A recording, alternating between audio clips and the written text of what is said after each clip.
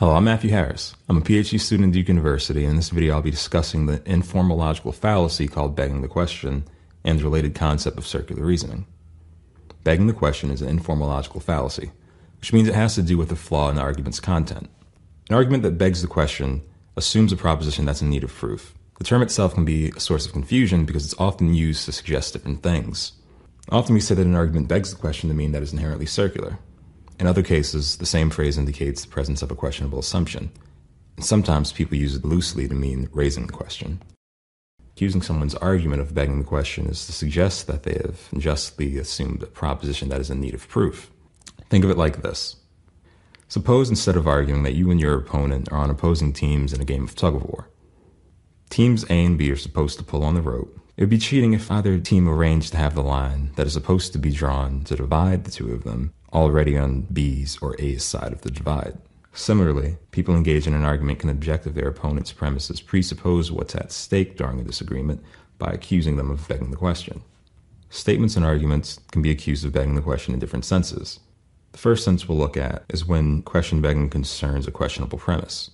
Of course, a premise, like the foundation of a house, cannot give support to its conclusion if it itself is not supported on independent grounds. Next, there's the colloquial sense of begging the question that can be used very differently. The sense is controversial because it often is unrelated to the logical fallacy that is the term's origin. For example, someone might say in response to a particular statement or argument that it begs the question to mean that it raises, relates, or introduces some other topic of question for discussion. However, the context of conversations are often complicated matters.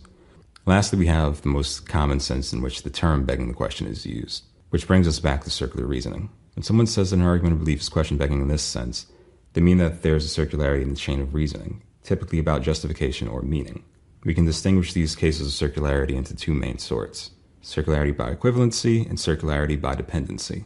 In cases of circularity by equivalency, one of the premises of an argument asserts a proposition that is equivalent to that argument's conclusion. For example, the premise and conclusion might express the same proposition twice by substituting synonymous words to say the same thing. An example of this would be to argue that music is a superior art to film, therefore organized sounds are better than organized images. And the other type of circularity, circularity by dependency, is charged that the conclusion and the premise are mutually dependent. For example, imagine that Cowboy Ted is claiming to have a 5,000-pound horse. Now he claims to know that his horse weighs 5,000 pounds because he used a highly accurate scale on his ranch.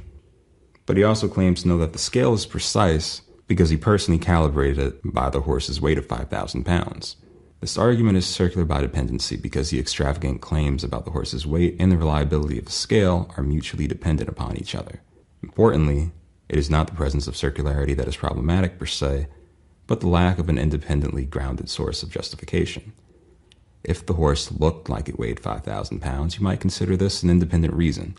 Or even better, if someone from the Federal Scale Inspection Agency inspected the scale, we might have stronger independent reasons to accept his argument.